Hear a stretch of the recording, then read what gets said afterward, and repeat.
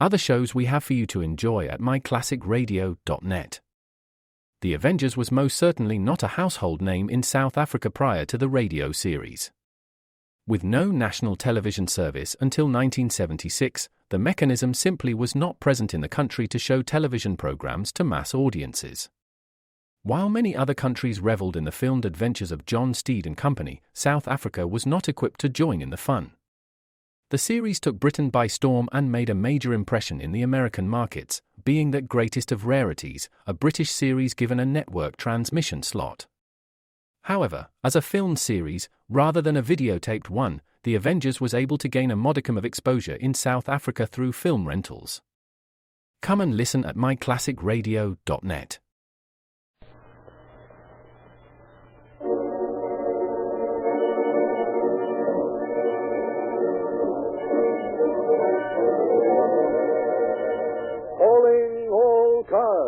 A copyrighted program transcribed and dedicated to the prevention of crime. Calling all cars, attention all cars, broadcast 167. Stand by to assist narcotics squad in apprehending dope rings. That is all. Norton.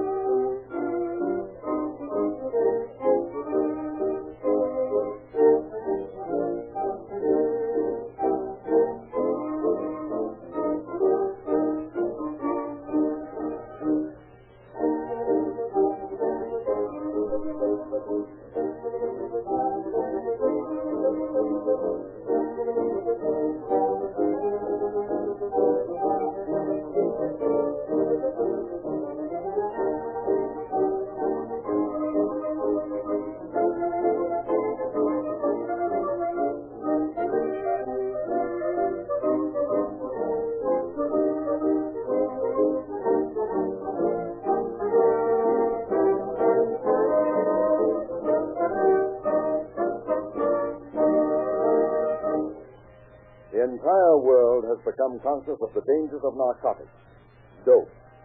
Most of the nations are banded together by treaties to assist each other in stamping out the evil. Each has specialists at work on the problem. In the United States, this campaign of prevention and suppression rests in the hands of the officers of the narcotic squads, federal, state, and municipal. It is highly specialized work and dangerous, because the narcotic agent works best when he works alone, undercover. He must meet cunning with cunning and never drop his disguise, which as a rule is that of a dealer in drugs. For the peddler, especially the one who deals in large amounts, is cautious, oily, and ruthless. Such is the story you will hear. The Whistling Snowbirds.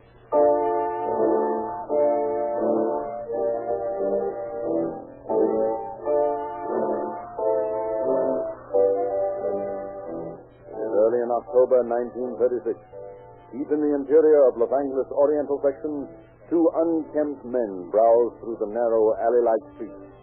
To the observer, they are just a part of the never-ending line of food-seeking scavengers, whose hungry eyes seek for scraps of anything edible to stave off starvation. But under the filthy clothes, the matted beards, these two men are interested in a far greater reward than food. They are two alert, watchful narcotic squad workers, Lieutenants Wallace Breton and Raymond Clark, making careful notes as they go. A dope drive is underway.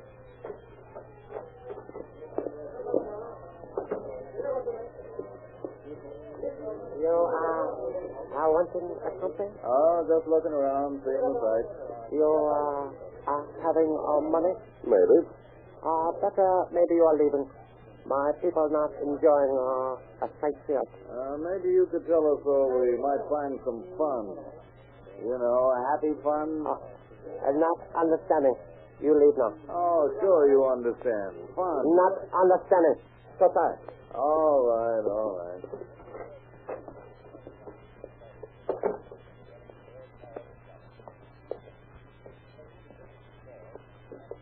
How much for the pencils, partner? Oh, 5 cents. No, not that kind. I mean your good one. Oh, 5 cents. Look, see if you can savvy this. We want white pencil. Happy pencil, you understand? Understanding, please, take 5 cents. Okay, skip it. Oh, yes, sir. I skip it. Please.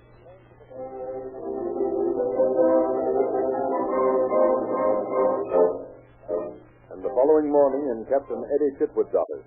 Hiya, boys. No, morning, Eddie. Hello, Eddie. How's she going? Any results? You tell him, Ray. Okay. No results, no sale, nothing. Those slant-eyed devils don't know what it means to talk. All they can say is, understanding, please. Oh, yes, understanding, please. Bunch of parrots. You boys don't sound too happy about it. Who would?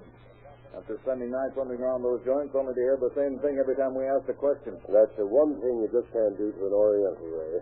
Ask questions. The minute you do, they forget how to speak English. And boy, I know. Yeah, we know, too. The only trouble being the fact that we don't speak their language. Yeah, I'll tell you what we better do, boys. If you think there's a new shipment of morphine in town, all I can gather is a big one. Enough to supply every addict in Southern California. And what's more, we've got to locate where it's being stored, who's peddling it, and who's behind the deal. Aside from that, there's nothing to worry about, right? That's right, Ray. Only don't sound so pessimistic about it. Now, I've got an idea. Good. I'm glad somebody has an idea. I've run out of them at this point. I doubt that, Wally. Never come a time yet when you couldn't think something up when it was needed. However, this idea of mine can only be worked by one man. How about my doing it, Eddie? Hey, wait a minute. I'm no fool. Take it easy. Haven't even told you what it's all about yet, and you're fighting about who's going to do it. Oh, sure, but if there's going to be any fun... I'm going to do it alone. I was afraid of that. Yeah, this is going to be a one-man job. And here's the little man who's going to do it. I'm sorry, boys. You mean we can't even get in on it? I'll need you both a little later on, but in the beginning, you can just relax. Take it easy. Well, suppose you give us a clue. You know, a vague idea of where to ship the body and all that. Yeah, sure. I'll be glad to. Beginning tomorrow, Captain Eddie Chitwood is out of town. You know, gone, left, not here. Yeah? I understand you're out of town. Right. Only I'm not out of town. Also starting tomorrow, my name is Eddie Spencer, and I don't like the police. And I'm a bigger and better morphine buyer from the East. You get it? Vaguely. You're going in for a little private dope buying. I hope. The things that so far, beyond those few little peddlers you boys have talked to, we haven't any idea who the cop is. Now, this Eddie Spencer intends to spend enough time in the district to worm his way into the confidences. And eventually, I hope to meet the big boy himself. Sounds pretty risky to me, Eddie. Suppose one of those boys you sent up a while back just happens to see you. Think how much it'd be worth to him to peddle that information to some of that ring. And if he did, where would you be? Floating, face down in the Los Angeles River, most likely. Exactly. Those boys don't fool around. And neither do we, Ray. So tomorrow, I'm off. You two might sort of keep a check on me if you want to, just in case I need you, but don't tell anybody else where I am. This is one of those jobs where two's more than company. It's a crowd.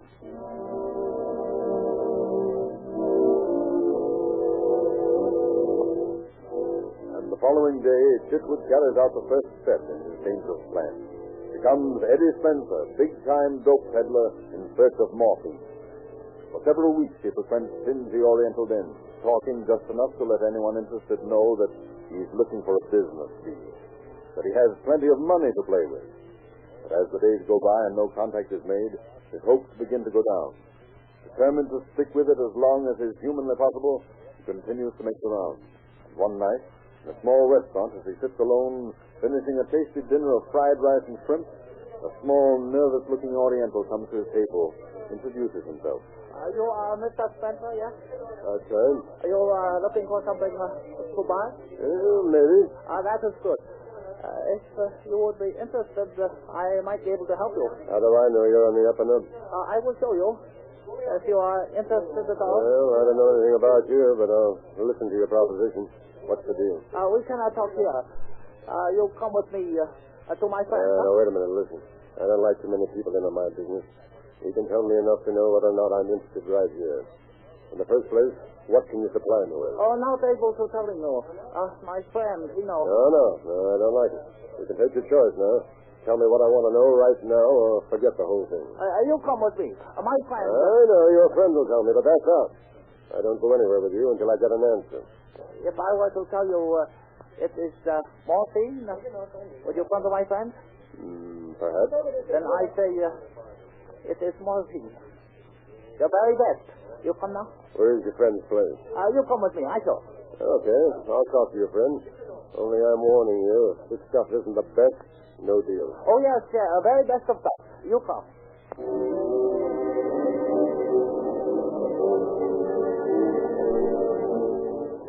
So Captain Chitwood, hoping that his diminutive guide will supply the first link in his long search, patiently follows through narrow alleys, his eyes constantly watching for some sign of danger. After a seemingly endless journey, the little Oriental stops before a rickety old building, motions for Chitwood to follow behind him, then opens a squeaking door, starts up a dark flight of stairs. Hey, wait a minute. Yes? What is this? I don't like the look of this place. My friend is here. You come. All right, then, go ahead.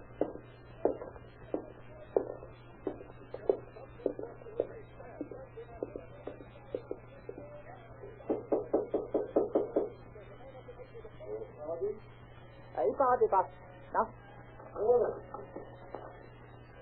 You come in, please. This, my friend, Nasaki. All right. You will sit down, yes? It's all right, Nasaki. You can tell me what I want to know standing up. Nasaki, Nasaki says all right. Oh, that's fine. Now, how about it, Nasaki? You want morphine, yes? That's right. If it's any good, I want plenty. Oh, I have only a best. I'll know more about that when I see it. But, having none right now. What? Okabe, I thought you said... Oh, no. Do not blame my friend Okabe. I will have more soon, but right now, having none. Oh, that's too bad. I can't wait for a shipment to come in. I've got to have action right away. Come on, Okabe. Show me the way out of this place. Oh, please, 1 minute. If you come with me, I know a friend who has some. How do I know you won't pull the same thing as Okabe here? You want morphine? That's right. You come with me to friend. He have it. All right. I'll take your word for it, Nasaki. Let's go. Oh.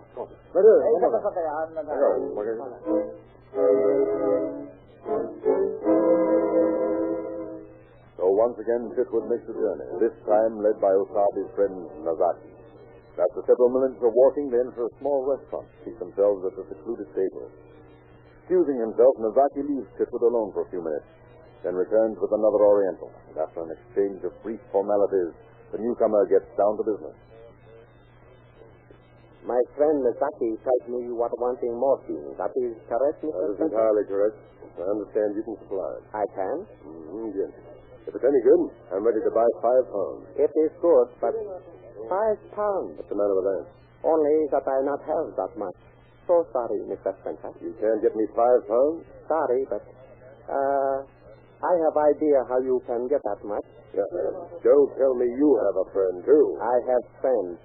There is chance they might help you. All right. Where do we go to see these friends of yours? I will take you to them. Only one thing, Mr. Spencer. Yeah? My friends, they are very particular. You will let them pick up business first. Understand? Sure, that's all right with me. That is good, then. We can go now? Anytime you say. Sooner the better for me. Then, if you will follow me, we go.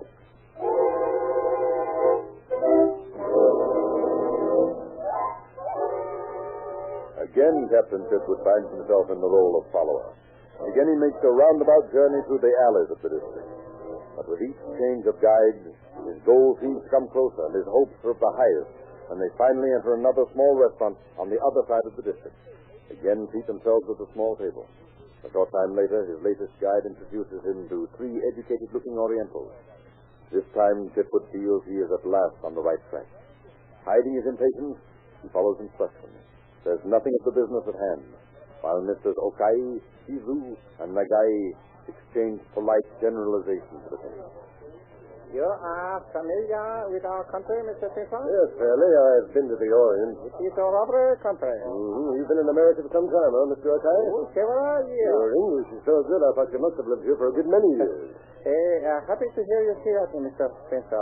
It's a compliment. You are not drinking with us, Mr. Spencer. Why is that? I never drink when I'm doing business. Oh, then I will drink your glass. Well, certainly, just help yourself. I think perhaps we should go somewhere else, eh? Which place it is far from? Anything you say. That is very good. I have a place in mind. Very nice place. We will go there?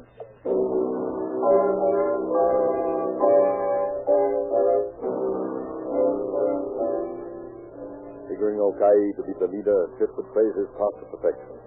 Not one word of business has been mentioned. At no time has Okai so much as hinted at the thoughts running behind his mask-like Oriental face. And yet Chitwood realizes that this is the supreme test. An old hand at narcotic investigation, and familiar to the ways of the Oriental, he knows just what he is being subjected to. At each place he is being carefully studied by other members of the dope ring. As he sits in the latest one, an Oriental nightclub, his thoughts are not of the happiest. Should one person recognize him, the result would be more than unpleasant. He is in so deep, there can be no turning back now. So, surrounded by his 3 companions, he tries to appear unconcerned.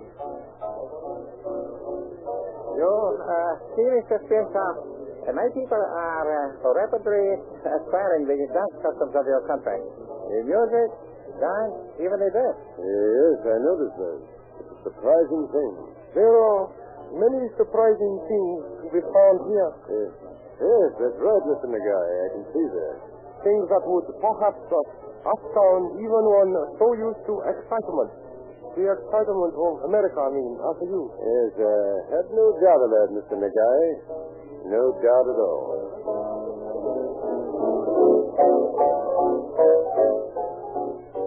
And after a few minutes in the nightclub, Nagai suggests another place. Accordingly, the 4 pay their bill and leave, moving to another club. And as they sit at their table, Chitwood suddenly looks up directly into the inquiring eyes of a small Oriental standing a few feet away. For an instant, the 2 stare at each other. Then the Oriental turns his head away, pays no more attention to him. And Chitwood, for the first time in a long minute, breathes again. The man is a peddler who only 10 years ago he had sent to San Quentin on a narcotic charge. Suddenly, a moment later, Nagai suggests they go outside. After again paying a small bill, they leave the noisy club, huddle in the quiet street in front. And to his surprise, Chitwood sees Shizu and Okai continue on down the street, leaving him alone with Nagai. What's the idea, Nagai? Where are your friends off to? I am telling them to go. We will talk alone, Mr. Spencer. And I still don't get it. Too many people in on a deal. No one can make any profit. We do business alone. You've been a long time coming to the point, Nagai. I've only taken these precautions necessary. Now I'm satisfied. Good. I'm informed that you are within £5. That is right? That's right. Very well. Tomorrow night, you will meet me at my hotel. I will have what you desire with me. You will have a necessary amount of money. $5,000. Well, I've got to test the stuff first, Nagai. Oh, that will be satisfactory. When we meet, you may do so. Okay, if it's good, I'll take the £5 tomorrow and sign a contract to buy more each month. Now then, where's your hotel? I will show you now. That way will be no mistakes made tomorrow. Good enough. Let's go.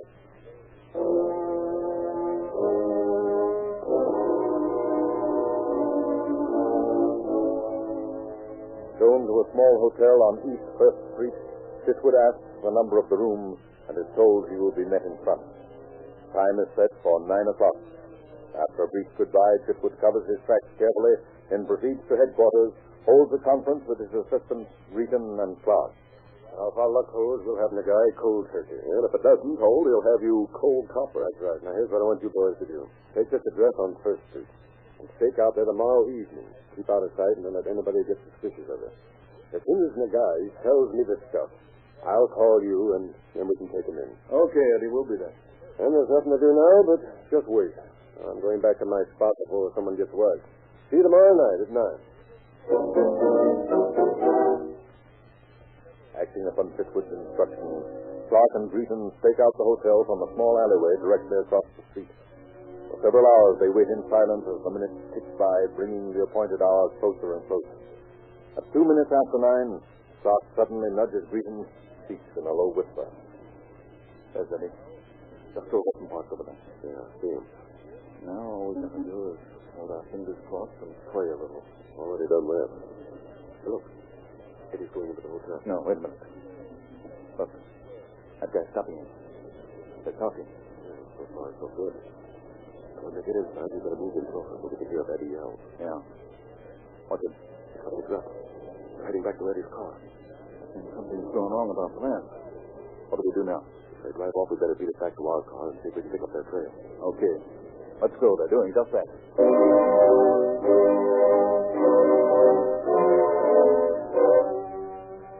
Rushing back to their car, Greeton and Clark drive round the block looking for Chitwood's car. But there's no sign of it. Accordingly, doing the only thing left to do, they start a wild drive through the narrow streets, hoping against hope that they will locate Chitwood in time to carry out their plans. And in another part of town, Chitwood obeys instructions as they are given him by Nagai, turning first right, then left, then right again, until all sense of direction is completely lost. Turning right at this corner. Right it is.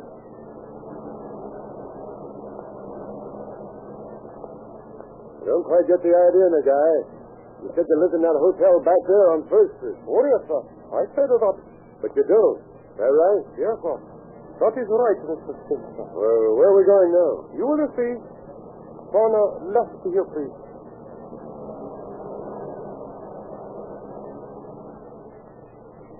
It is my business to be very careful, not to take chances, Mr. Spencer. Yeah, I agree with that, all right. Well, this seems like a pretty long way to get anywhere. You will drive in direction I give you, then we will talk. Okay, Nagai, it's your deal.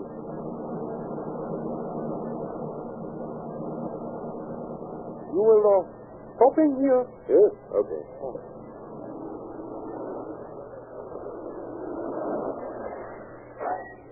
Hey, what the deuce? This is within a block of the place we started from. This is our destination, however. And now, Mr. Spencer, come. We will go to my room. Oh, wait a minute there. I've got an idea. Why don't you bring the stuff down here to the car? I can test it here, and if it's okay, I'll give you the money. I've got the money right here in this briefcase. Oh, why should I doing that? Well, it's only that I thought it might look funny, my going in this hotel with you. It will not look funny. Many white people go in this hotel. We will going upstairs. Oh, okay.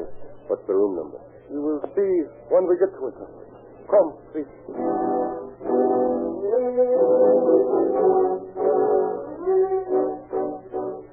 His hopes of getting the room number and writing it on a matchbox dropped for his assistants to find, blocked by the wise Nagai, Chitwood follows him through the lobby of one of the district's smartest hotels. Past the elevator, up a flight of stairs to the second floor. There, Nagai puts a finger to his lips, cautions Chitwood to silence. It is best to be very quiet. My man is in the next room. You might hear us. And this is a deal between us, our own. Okay, Nagai.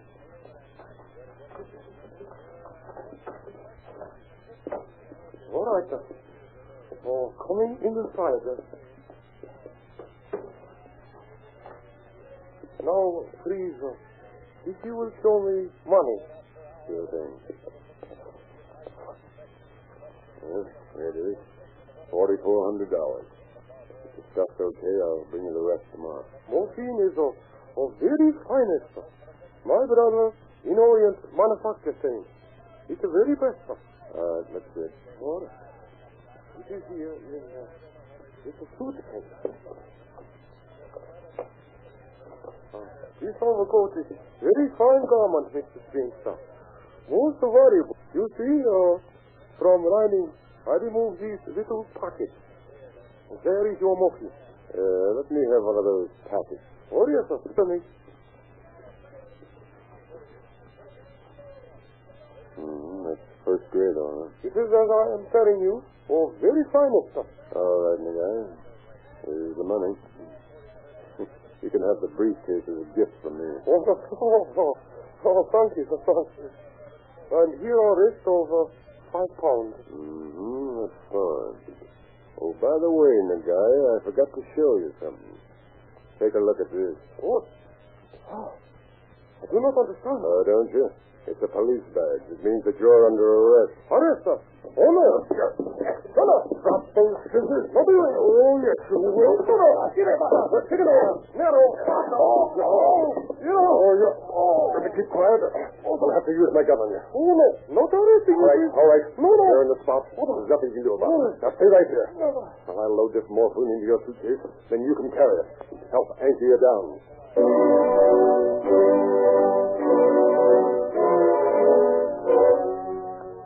But getting the now thoroughly frightened and desperate Nagai down the stairs proves to be more of a job than Chitwood has bargained for. The little Oriental is determined to break away long enough to commit suicide and avoid the disgrace of arrest. And Chitwood has the task of carrying the briefcase full of money, keeping a firm grasp on Nagai's arm, and holding his gun in readiness all at the same time. Twice on the way down, Nagai breaks away, and Chitwood has to overpower him by force. But at last, after 3 stops, they reach the sidewalk. And now a new problem faces Chitwood. In groups, staring at the struggling Nagai, several Orientals stand in a circle round him, hatred in their faces. Hatred for the white man who is mistreating one of their countrymen. At any moment, they threaten to turn on him and free Nagai. Tell your friends they better not start anything, Nagai. There'll be trouble if they do. Let them go, and they will not harm you. Not a chance. I'll let loose with this gun first. There are many of them, and only one of you. Yes, if they close in on us, I'm going to let you have it. You understand? That is of no importance to me now. They will make it very unpleasant for you afterwards. I warn you would be... Oh, what is that? I think that's what I've been hoping would arrive today. Oh, looks like a young riot here, Eddie. Guess we found you just in time. For once in your life, Ray, you've hit it right on the nose. Say, how'd you find me? Brock and I have been touring the city ever since you left that hotel on First Street. Just happened to see your car up the street a ways and this mob here. Figured it might be you. Oh, boy, am I glad to see you. Come on, hold this mob back a while while I get our friend Nagai in the car. You keep hold of that suitcase there. It's Mr. Nagai's passport to jail.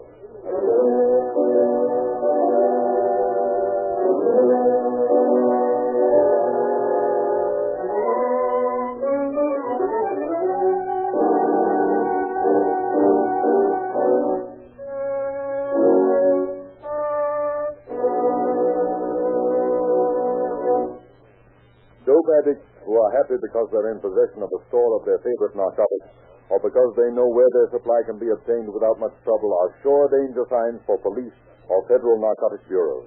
It means that somewhere in their strong barrier against the traffic is a leak, and that the deadly drugs can be obtained with comparative ease. And every ounce of narcotic means the making of more and more dangerous criminals. In the case you have just heard, the smuggling ring was smashed by the astute, fearless detective work of one narcotic bureau official who faced a show-up by the dope peddlers. The amount of narcotics recovered by the lone work of this officer was enough to poison a whole city full of people. Realize the dangers that threaten us and those we hold dear. Make this problem a personal one, and so understand its significance to us individually and as members of a civilized community threatened by this constant danger. The work of these officers proves that crime does not pay.